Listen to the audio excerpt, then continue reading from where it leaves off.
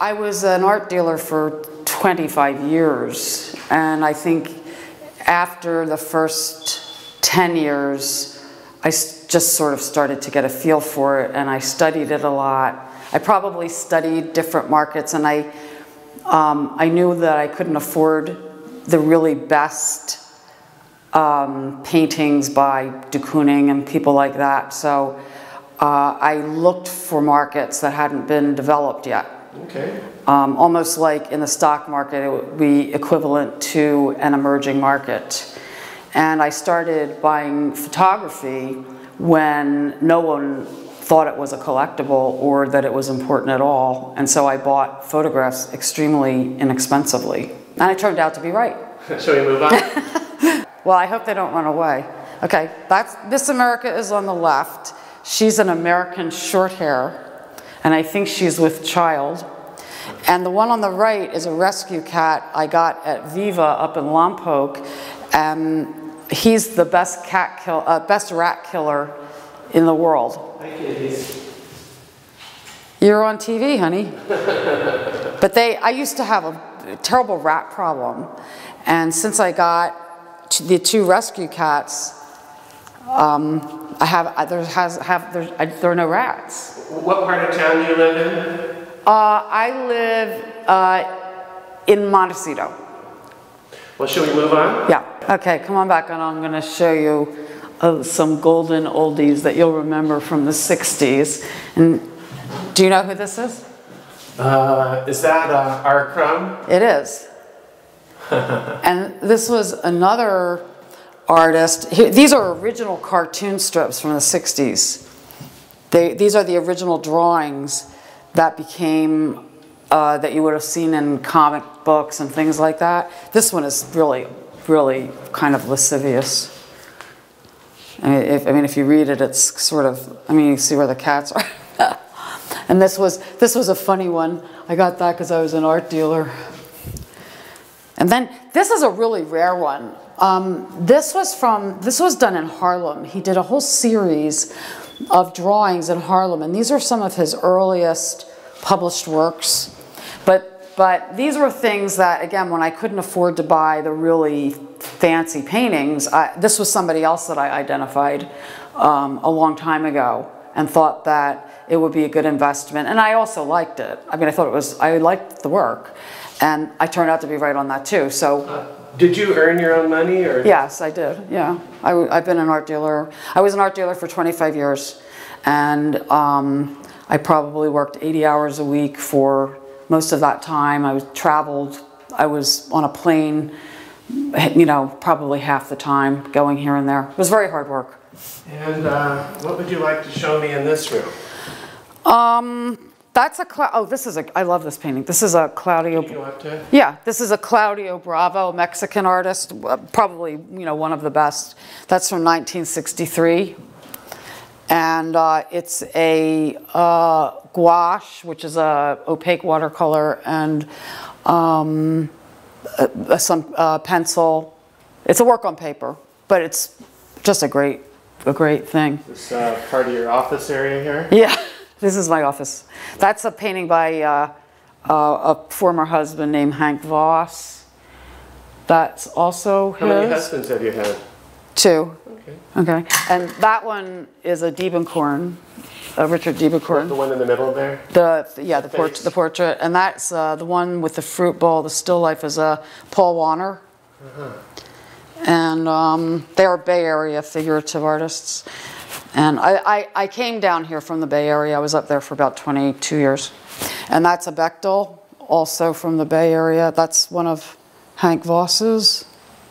That's one of Hank's. And those 2 are by Sandow Burke.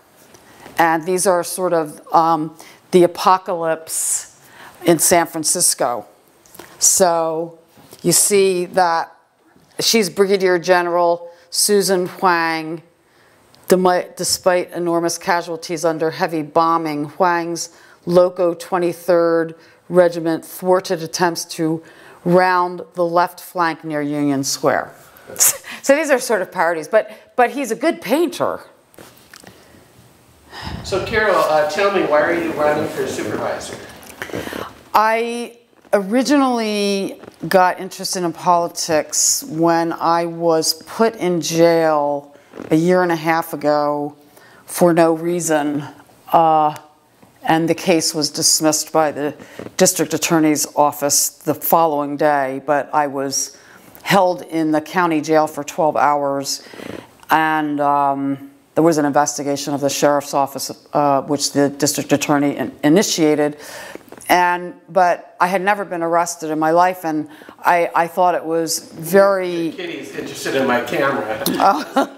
Okay. Yeah, but I found it very, very troubling that someone like me, who is does a lot of good things for the community, and people know who I am, and that I'm certainly not a criminal or anything like that, that, you know, these sheriff deputies could put someone in jail with impunity.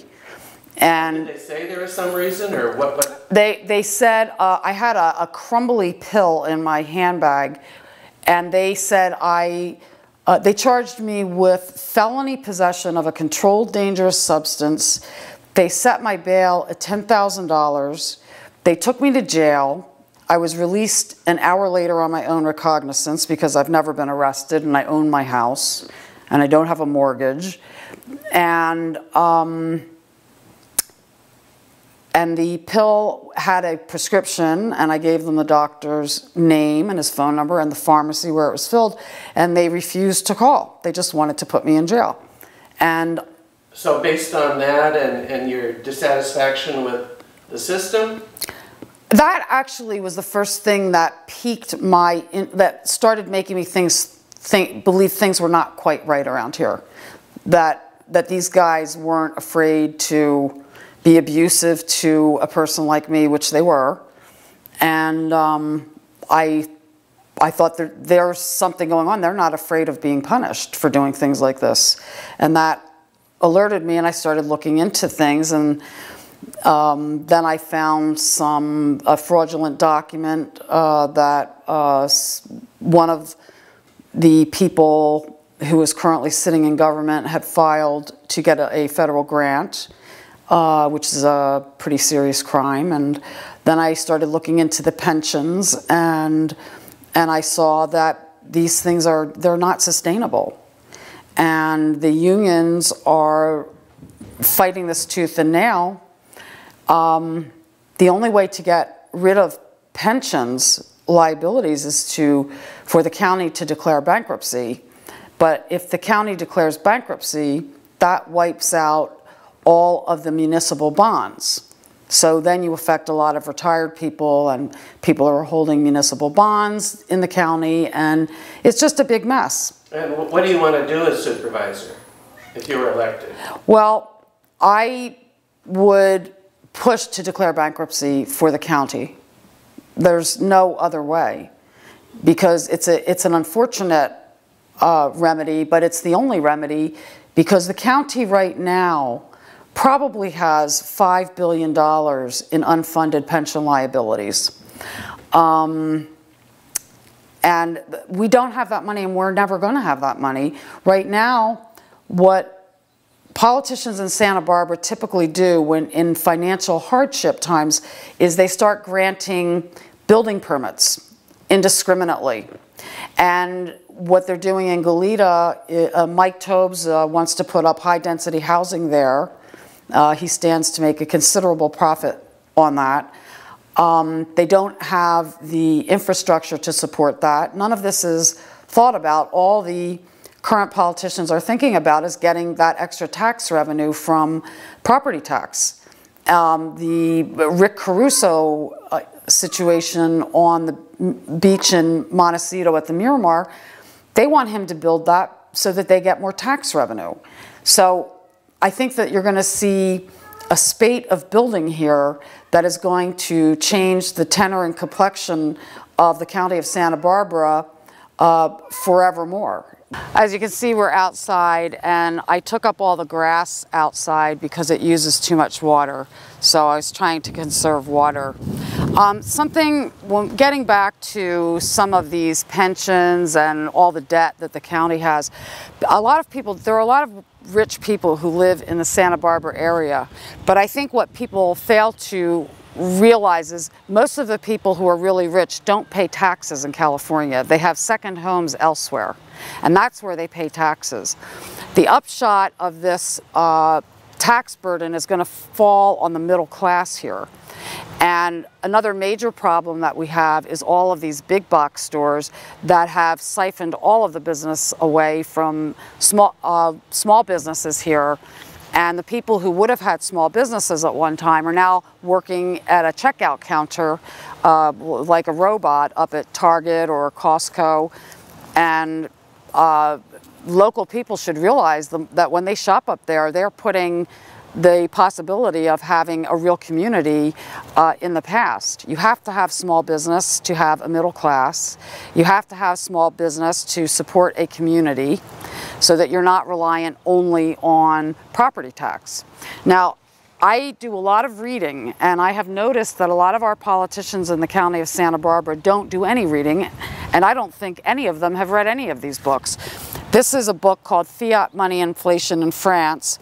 This is the classic text on inflation and on printing money and on spending money that isn't worth anything. This set France back for 2 generations.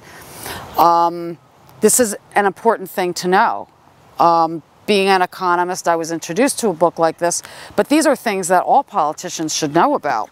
You're an economist too? Yes, I am. I'm a writer now. I don't sell art anymore because nobody's buying it, but now I'm an economist. I've read books about, this is by Noam Chomsky's daughter.